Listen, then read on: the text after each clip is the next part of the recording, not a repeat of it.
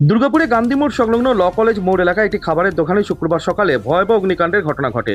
মুহূর্তের মধ্যে আগুন ছড়িয়ে পড়ে এবং পুরো দোকানটি পুড়ে ছাই হয়ে যায়। স্থানীয় সূত্রে জানা গেছে, হোটেলের মালিক সকালে কড়ায় তেল দিয়ে রান্নার কাজ করছিলেন আর সেই সময় আচমকা আগুন লেগে যায়। আগুন দ্রুত ছড়িয়ে পড়ায় দোকানের ভেতরে থাকা আসবাবপত্র, রান্নার সরঞ্জাম ও অন্যান্য সামগ্রী ভস্মীভূত হয়। খবর পেয়ে ঘটনাস্থলে দমকলের একটি ইঞ্জিন আসে। ছুটে আসে ফরিদপুর ফাঁড়ির পুলিশ। দমকল কর্মীদের তৎপরতায় আগুন দ্রুত নিয়ন্ত্রণে আসে, ফলে আশপাশের দোকানে আগুন ছড়িয়ে পড়া রোধ করা সম্ভব হয়।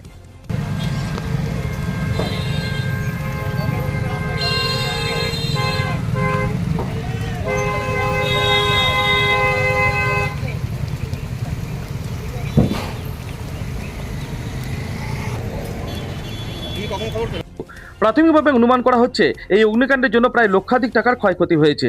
আগুন লাগার সঠিক কারণ খতিয়ে দেখছে দমকল ও পুলিশ কর্মীরা।